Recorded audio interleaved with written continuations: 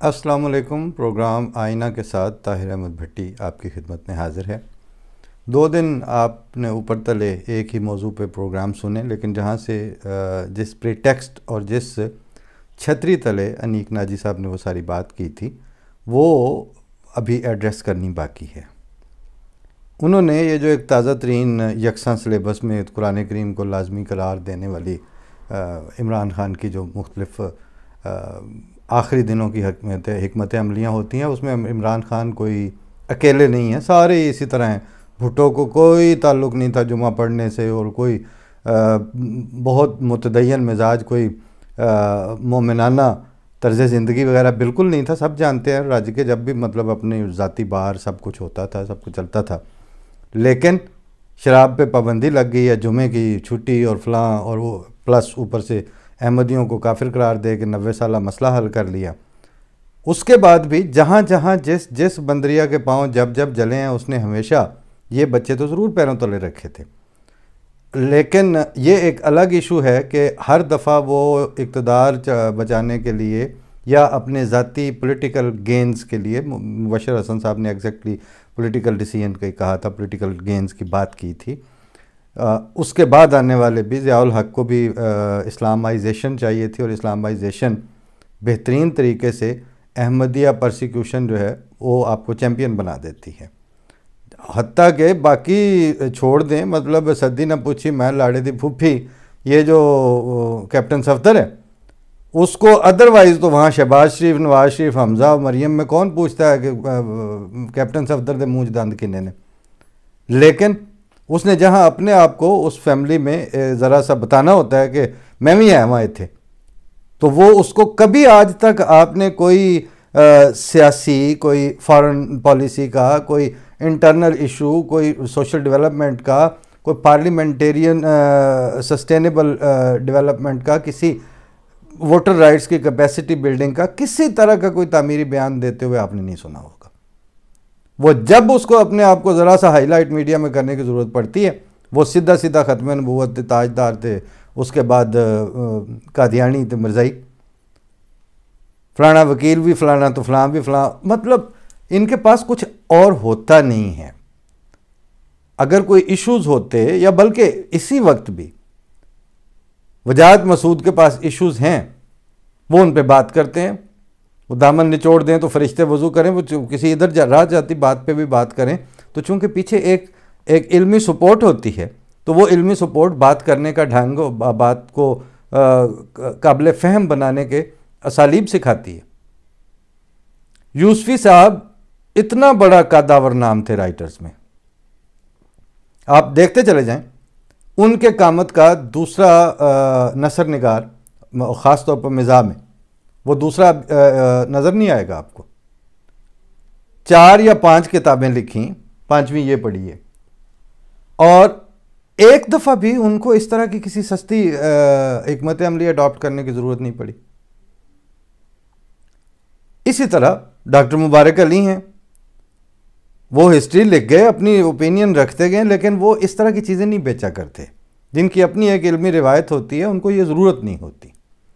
اسی طرح جن کا کوئی پولیٹیکل ویژن ہوتا ہے، جن کا کوئی پولیٹیکل بیک گراؤنڈ ہوتا ہے، جن کا آگے کوئی کام ہوتا ہے، ان کو اس کی ضرورت نہیں پڑتی۔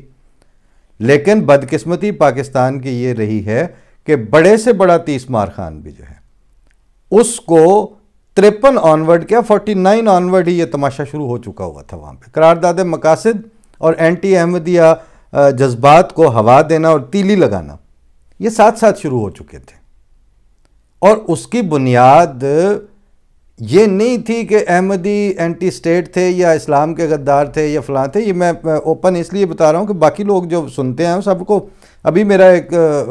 سابقہ میرے اسٹوڈنٹ ہوتے تھے وہاں اسلام آباد کے کالج میں، وہاں میں جس زمانے میں تھا، تو اس بچے کا فون یہ پروگرام کے بعد ہی کہیں پچھلے 2-3 دن پہلے آ گیا،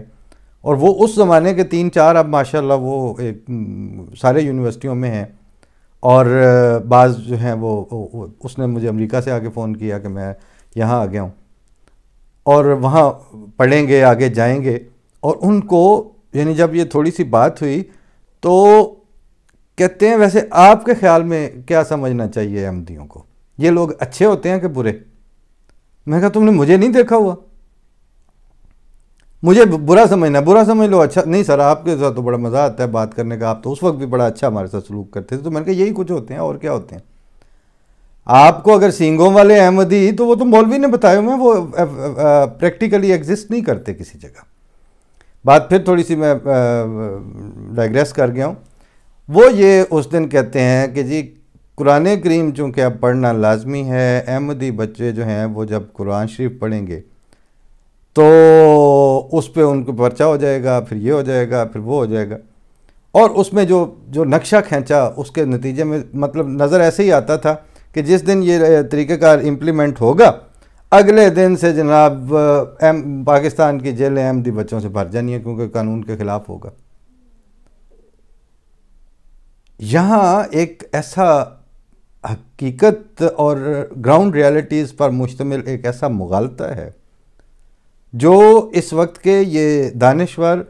خود بھی اس کا شکار ہوتے ہیں اور اس کو بڑے شوق سے آگے اپنی ریڈرشپ اور اپنی آڈینس کو بھی اسی مغالطے کا شکار بناتے ہیں. کافر قرار دے دیا، نان مسلم قرار دے دیا، 10-12 سال اس کا کیا اثر ہوا؟ کچھ بھی نہیں ہوا.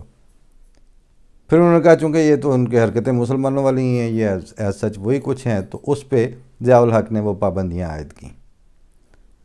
اور ان پابندیوں کی چھتری تلے پھر آگے یہ لا بنے کہ ان کے گھر سے قرآن برآمد ہو جائے تو اس میں تحریف ہے، تو اس میں ان کا ترجمہ ہے تو ان کو حق نہیں ہے، تو یہ it is to be pose like a مسلم.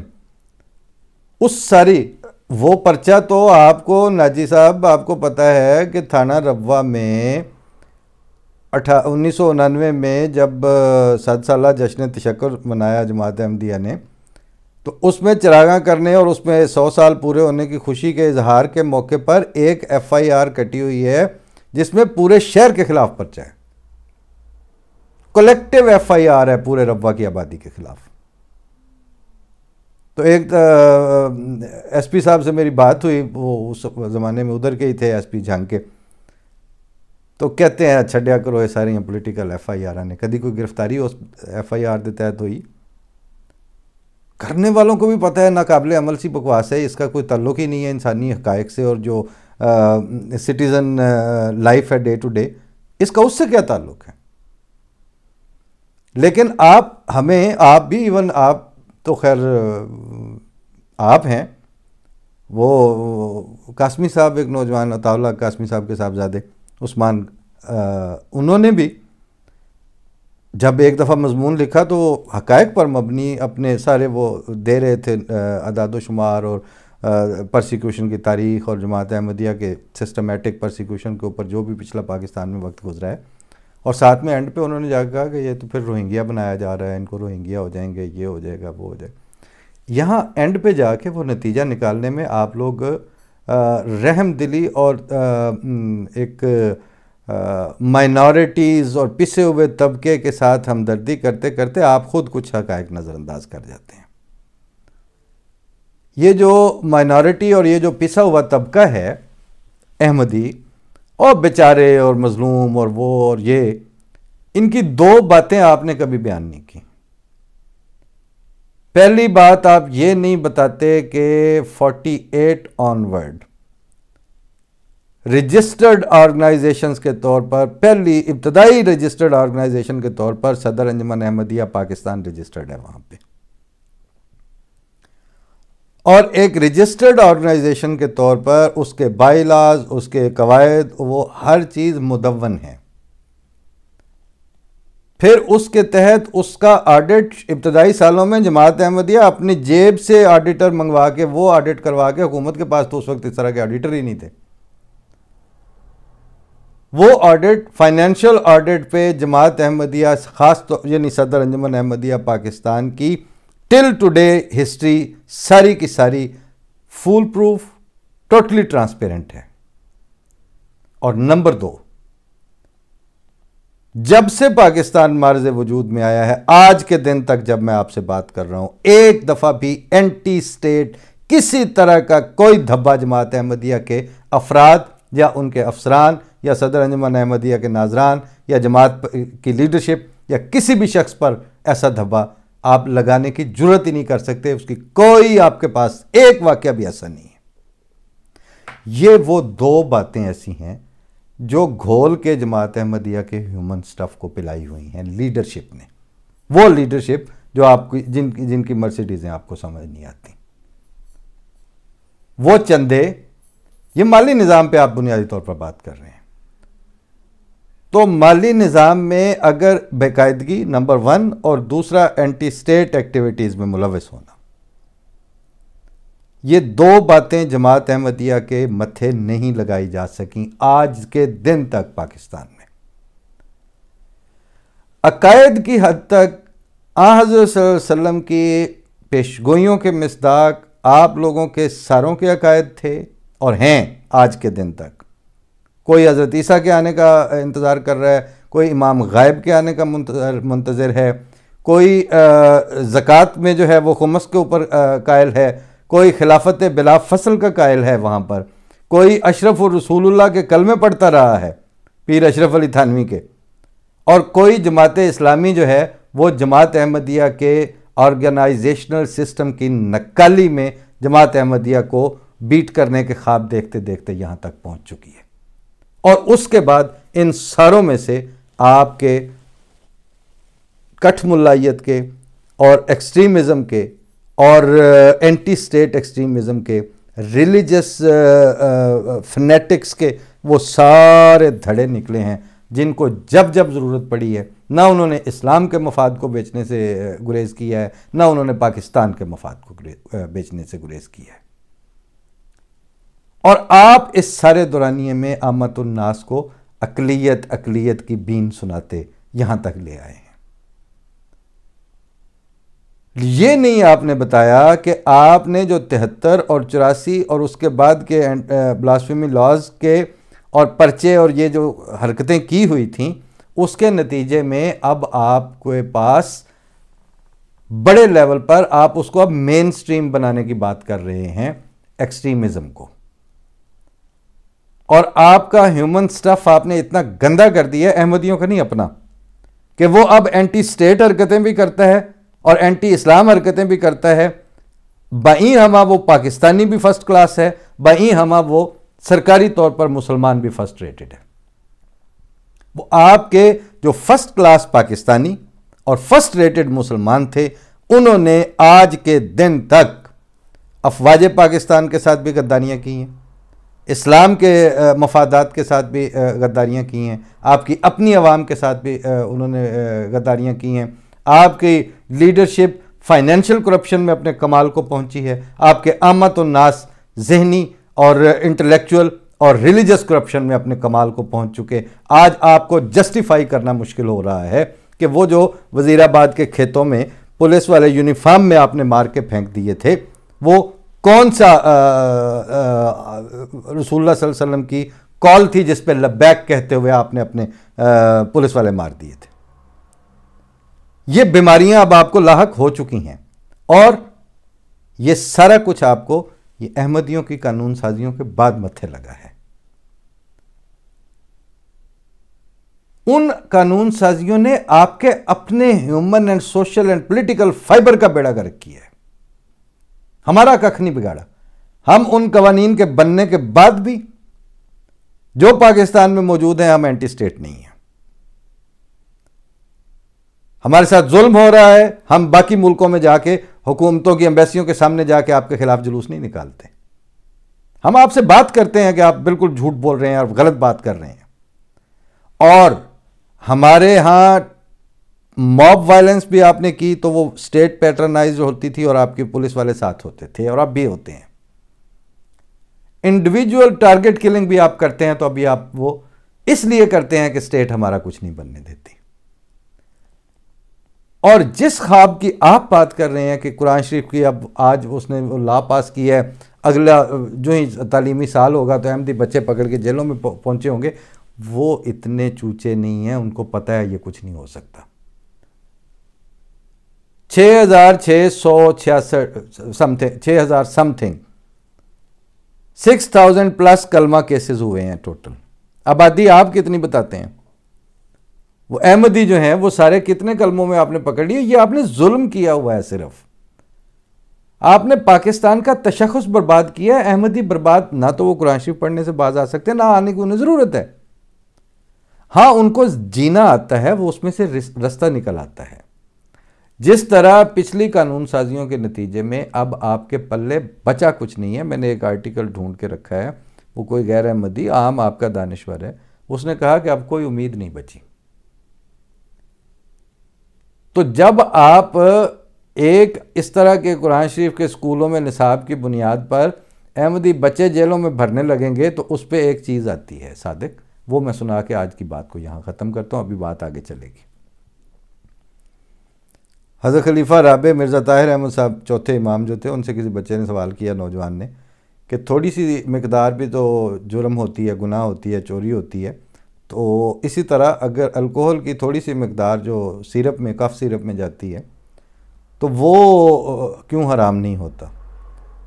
تو آپ نے فرمایا کہ نشہ پورا کرنے کے لیے اور پورا ٹن ہونے کے لیے، یعنی ٹن ان کے الفاظ نہیں تھے، پورا مطلب ایڈکٹڈ یعنی اس کا انٹاکسیکیشن کے لیے، اور اس کف سیرپ کی 5% یا 2-3% یا 7% کو 100% بنائیں گے تو آپ کو نشہ ہوگا اس طرح کا. وہ بنانے کے لیے جب آپ 5% والی 20 شیشیاں پی جائیں گے اکٹھی تو آپ کو نشہ ہونے اور آپ پر شراب حرام کا فتویٰ جاری ہونے سے بہت پہلے آپ کی دیگر اجزاء جو دوائی کے ہیں ان کی وجہ سے موت واقع ہو چکی ہوگی. علی جا آپ کی اسٹیبلشمنٹ، آپ کے سیاستدان، آپ کا جو بچا کچا تھوڑا بہت طبقہ ہے، آپ کے ایون یہ عمران خان اور ان کے ترم خان اور یہ آپ کی کیبنٹ اور آپ کے سو کالڈ جو اس وقت جو کچھ بھی آپ کے پاس ہے، ناجی صاحب ان ساروں کو پتہ ہے کہ جس دن آپ نے یہ حرکت کرنی ہے اس سے پہلے پہلے آپ کا اسٹیٹ اور ملک اور سب کچھ آپ برباد کر چکے ہوں گے. ایک آرڈیننس، ایک آئینی ترمیم اور اس کے نتیجے میں 5-7-10 ہزار کیسز، ان کے نتیجے میں آپ دیکھ لیں آپ ملک کو کہاں پہنچا چکے ہیں. آپ کو اب سمجھ نہیں آ رہی کہ اب ہم نے واپس کیسے ہونا ہے، مطلب کہاں سے آپ سرا پکڑیں گے. وہ جو 40-50 ہزار بچے، آپ اندھے ہیں، آپ بچوں والی بات کر رہے ہیں. چنگڑا نے کدی اپنے بچے نہیں انج کر کے کھو کے جان دیتے تو انہوں سے دینے ہیں انج کر کے چبڑا مارن واسطے بچے. مطلب آپ کے اقتدار بچانے کے لیے آپ ہمارے اسکولوں سے بچے اٹھا کے لے جائیں گے، اور دنیا آپ کو کس طرح، مطلب اس سے پھر آپ کے پلے بچا ہی کچھ نہیں ہوگا. وہی بات ہے کہ 5% الکوہل سے 20 شیشیاں پی کے جس وقت آپ ٹن ہونے لگیں گے نا، اس سے پہلے پہلے باقی چیزوں سے آپ کی موت واقع ہو چکی ہوگی. اس میں اور دوائیاں بھی شامل ہیں. جس طرح کف سیرپ میں اور دوائیاں شامل ہیں، اسی طرح پاکستان کے سوشیو پولیٹیکل سیناریو میں وہ 5% جو آپ کا جو آئین سازیوں والی الکوہل ہے نا، جس کے نشے میں آپ بیٹھے ہوئے ہیں، وہ 95% اور سوشیو پولیٹیکل بے شمار فیکٹرز ہیں جو آپ کو 100% بنانے کے چکر میں آپ کا بیڑا غرق کر دیں گے. آپ خدا کا خوف کریں، بات کرنے سے پہلے سوچ لیا کریں. کرتے ہیں ابھی بات آپ سے بھی وہ آبادی اور سیربین اور یہ باتیں بھی ہوں گی. بتانا تو یہ ہے کہ آپ واپس آ جائیں اور آپ ان ایشوز پہ بات کریں جو اب آپ کو آگے نہیں بڑھنے دے رہے. آپ احمدیوں کے اور احمدیوں کے بچوں اور عورتوں اور ان کے حقوق کی بات کرنی ہے تو آئینی حقوق کی بات کریں، پاکستان فار آل کی بات کریں، اور پاکستان کے شہریوں کی شہریت کی بنیاد پر ہو، ان کے عقائد اور فرقہ پرستی کی بنیاد پر نہ ہو. یہ بات کرتے کرتے آپ کے بڑوں کا پتھا پانی ہو جاتا ہے. احمدیوں کا نام لیتے ہوئے آپ کو پیشاب خطا ہو جاتے ہیں. آپ بات تو کرنے کی کچھ ایس او پی تو وضع کر لیں. اوپر سے آپ ہماری ہمدردیاں اور ہمیں کچھ نہیں ہوتا. اللہ تعالیٰ کائنات الیس اللہ بکافٍ عبدہ، یہ ہم انگوٹھیاں پہنتے ہیں کس لیے پہنتے ہیں؟ یہ کسی مزار سے نہیں لے کے آئے ہوئے، یہ خدا تعالیٰ نے الہاماً اس زمانے میں فرمایا تھا حضرت مسیح موعود علیہ السلام کو. اور سوالیہ رنگ میں پوچھا ہے اللہ تعالیٰ نے کہ کیا تمہیں پتہ نہیں ہے کہ اللہ تعالیٰ اپنے بندے کے لیے کافی نہیں ہے؟ تو ہم تو ہاتھ باندھ کے کہتے ہیں کہ یا اللہ تو ہمارے لیے کافی ہے. اس لیے وہ ہے سر راہ پر کھڑا وہ خود میرے مولا کریم، پس نہ بیٹھو راہ میں میری شریران دیار. اور جو خدا کا ہے اسے للکارنا اچھا نہیں. ہاتھ شیروں پر نہ ڈال ہے روبائے زار و نزار، اور مجھ کو پردے میں نظر آتا ہے ایک میرا معین، تیغ کو کھینچے ہوئے اس پر کہ جو کرتا ہے وار۔ فی امان اللہ، السلام علیکم۔